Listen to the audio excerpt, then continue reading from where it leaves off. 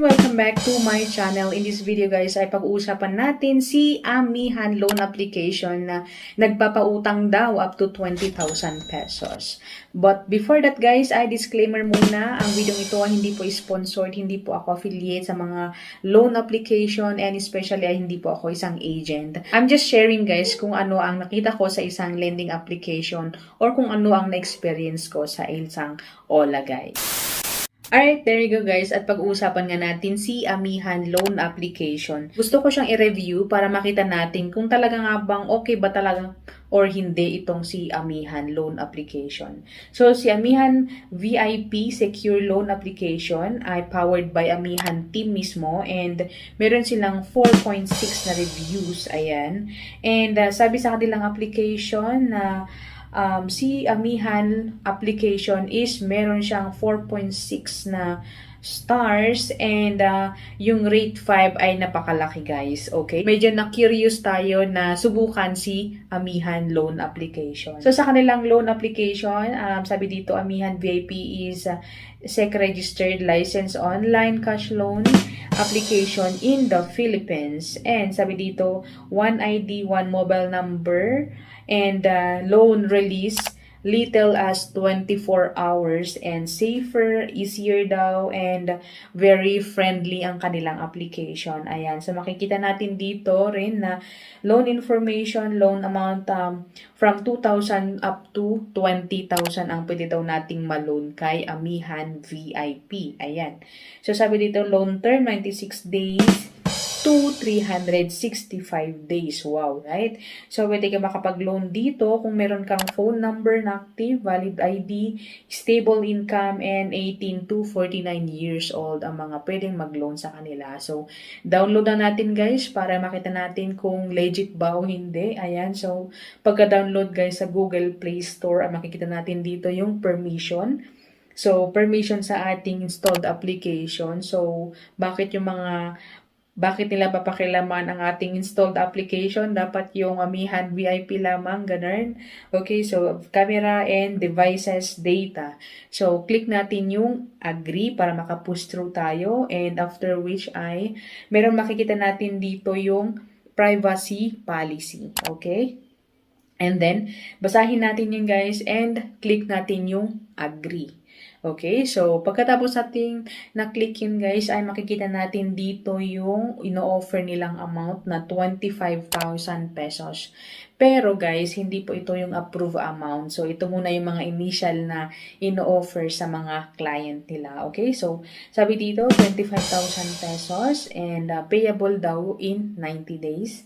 So, click natin yung apply now. Okay? So, apply now.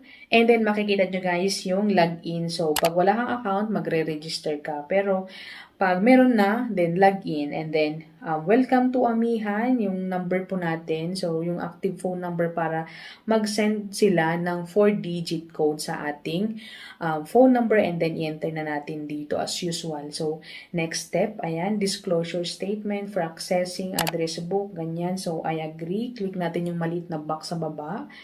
And then, I agree and continue. So, ito yung mga ID guys na gagamitin natin sa kanila. So, please prepare one of the IDs. Okay, so ilalagay ko yung screenshot dyan. Ayan, so UMID ID SS, Teen ID, Passport, Driver's License, Voters ID, PRC, GSIS, NBI. So, napakadami guys. Ayan, basahin nyo na lang guys. Alright? So, meron pa yung optional dito sa baba, payslip, business card, etc. And then, continue. Ayan, sa continue. And then, dito na tayo sa certification.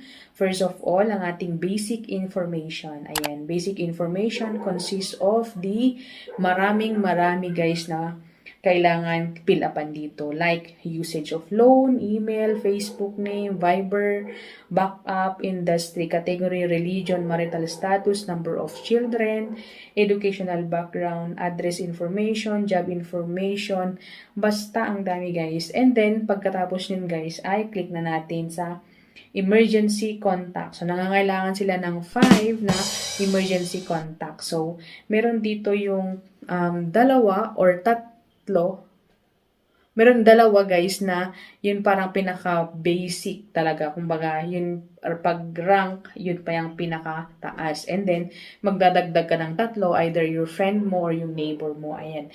And then, confirm na natin. So, we will go now to identity authentication na kung saan ay yung ID na natin ang ating ilalagay. And then, yung first name, middle name na nakalagay sa ID natin. So, sinabi ko na kanina yung mga kailangang ID or yung mga valid ID na pwede dito sa Amihan VIP. Alright?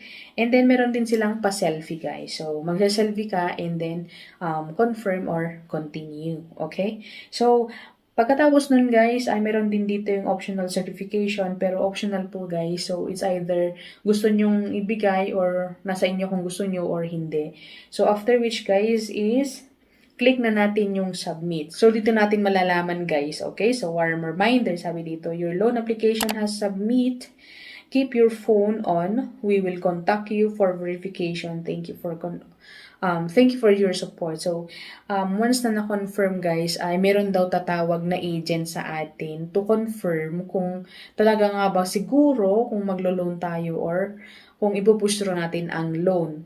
So, sa akin guys ay hindi ko na po pinush through kasi medyo nag-alangan ako sa dami-dami ng kanilang kinuhang information sa akin guys. So, in this video or in this loan application ay hindi po ako nag-push through. Pero ang pagkakalam ko guys ay ang Amihan VIP is 7 days din siya. Ayan, 7 days and siguro nasa 3,000 yung loanable pero mataas ang kaltas. Sa mga nakaranas na nag-loan kay Amihan VIP ay mag-comment down below ano bang naranasan nyo guys. Kasi nga in this video ay hindi ko po pinush through kasi parang kukunin lang nila ang aking information. So that's it my video and if you wanna know more sa mga loan application pa, meron pang mga legit naman dyan.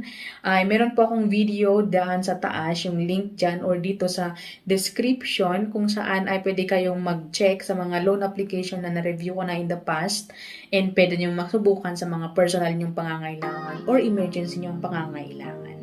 So, thank you for watching guys and I hope to see you on my next video. Bye!